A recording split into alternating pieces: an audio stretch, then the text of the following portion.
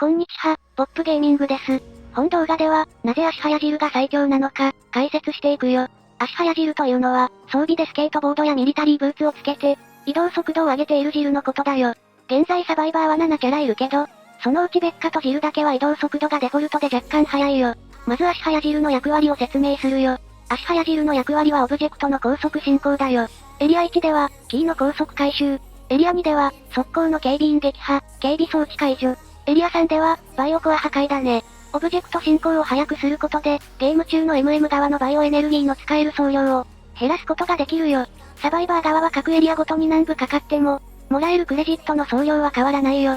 けどマスターマインド側は時間を稼ぐほどバイオエネルギーを使うことができるから、時間をかけるほどサバイバー側が不利になっていくよ。つまりサバイバー側はより早くエリアを突破されることが求められているよ。それの最適解が足早汁だということだね。次に足早のメリット、デメリットを羅列するよ。まずはメリットからいくよ。まず1は、オブジェクト進行を早く突破できることだよ。これは前述した通りだね。次に2は、銃器の攻撃を避けやすいよ。マシンガンやライフル、粘着弾など回避も駆使すればかなり避けやすいよ。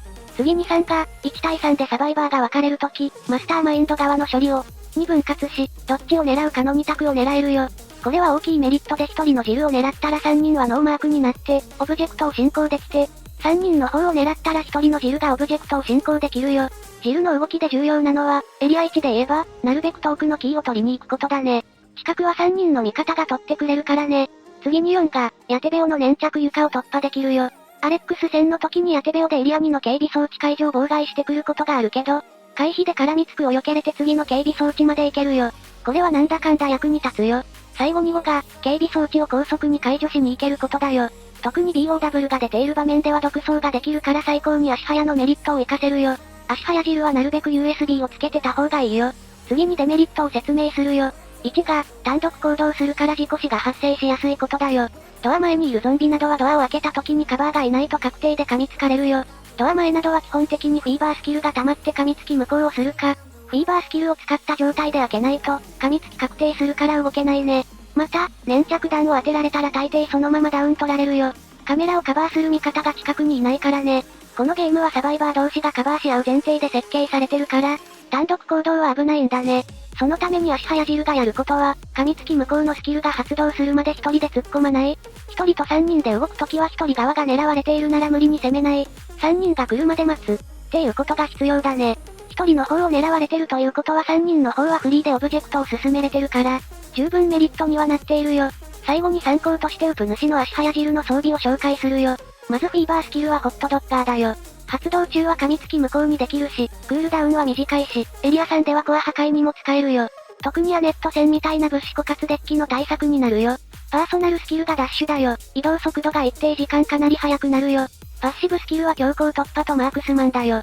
ここは比較的自由だけど強行突破を使うと結構安定して単独行動できるよ。マークスマンはエリア1のハンドガンでヘッドショットを狙う時に結構役に立つよ。装備はミックステープ3、スケートボード、警棒、USB2 だよ。ミックステープはホットドッガーを高速に回したいからつけてるよ。スケートボードは足早効果とノックバック効果も結構役に立つよ。